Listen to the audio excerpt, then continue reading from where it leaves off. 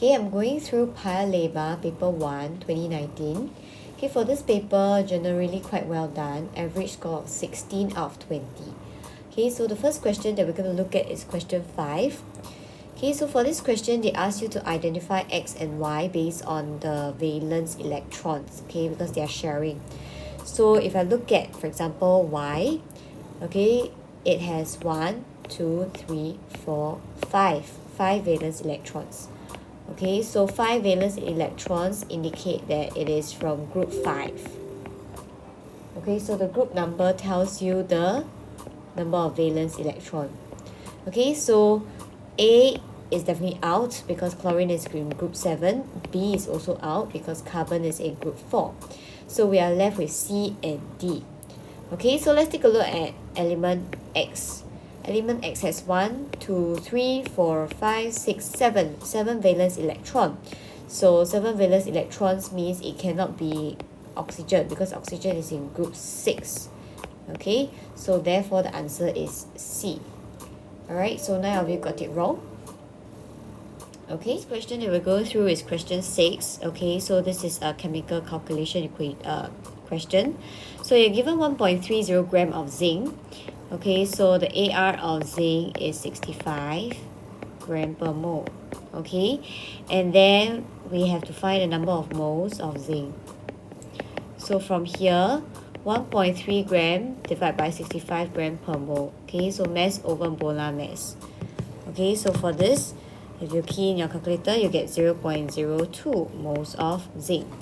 So from the equation, this is 1 is to 2 is to 1 is to 2, is to 1 is to 1. Alright, so if this is 0.02, this will also be 0.02. Okay, so 0.02 moles multiplied by 24 dm cube per mole, you'll get 0.48 dm cube. Okay, if you convert to cm cube, it will be 480 cm cube. Okay, so take note, 1 mole of gas occupies 24 dm cube. Okay, if you're given 0.02 mole of gas, it will be 24 times 0.02.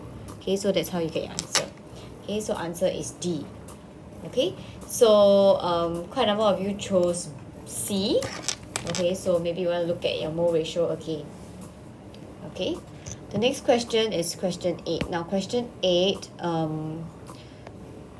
only 40% of you got it correct. That means about 10 of you got it correct only. Okay, so let's see. Alright, so they tell you that I have sodium hydroxide and sulfuric acid. So you see this is definitely chemical calculation again. So sodium hydroxide, write down it's NaOH, and then my sulfuric acid is H2SO4. So unlike the previous question when equation was given to you, this question asks you to derive it yourself. So I really need to write down first, okay, to see my mole ratio. So acid plus alkali, I'll form salt and water. So in this case, my salt is sodium sulfate, okay, and then I'll form water. Okay, so looking at this question, okay, ask yourself, is this equation balanced? Okay, is this equation balanced? So you notice that it's not balanced, alright, so I need 2 moles of NaOH, okay, and I will produce 2 moles of water. Okay, can? So next one, okay, I have this value given to me. Okay, so this is mole over dm cube equals to concentration. Okay, so now the question is, okay, what is the number of moles of sodium hydroxide? Okay, so I'm given my concentration is 1.0, and I'm given the volume, okay, this is 30 over 1000 dm cube. Okay, so number of moles of NaOH, okay, use the formula given. Okay, is concentration multiplied by the volume, which is the dm cube. So in this case, concentration is 1.0 mole per dm cube. Okay, the volume is 30 over 1000. Okay, so from here, you get 0.03 moles. Okay, so if this is 0.03 sodium hydroxide, okay, this will be 0.015. Okay, can. So this is the mole. So question asks for concentration. So concentration is mole over dm cubed, right? So number of moles is 0.015 mole. And you're given this value, this volume. So divide by 25 over 1000. Okay, so you want to calculate in dm cubed. Okay, so you'll get 0.6. Okay, so that's why answer is B. Okay, so this question, alright, check your working, which part did you get it wrong. A lot of you gave this, okay, as your answer, which is not correct, so I would think that you did not balance your equation. Okay, so must balance to get the correct mole ratio. Okay, alright, the next question, it will be question 13. So let's take a look at question 13. Okay, so when you see this question asking about reactivity, no visible reaction refers to unreactive metals. Okay, and you only have 3 unreactive metals when it comes to acid, which is your copper, Cu, your silver, and gold.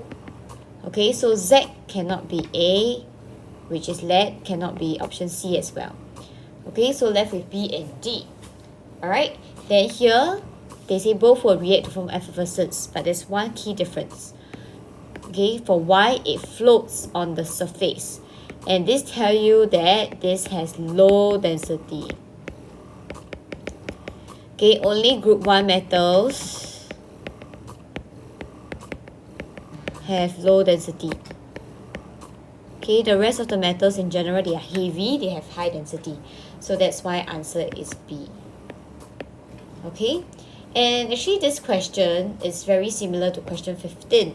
So which of the following properties belong to element from group 1? So group 1 definitely is low density. Okay, group 1 is low melting point, boiling point, and they're very soft.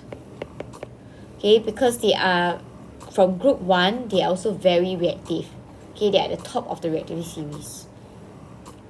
Okay, so take note. Okay, they are special group of metals that have low density and low melting point and boiling point. Okay. Yep, so that's all for Paya Lebar paper. Okay.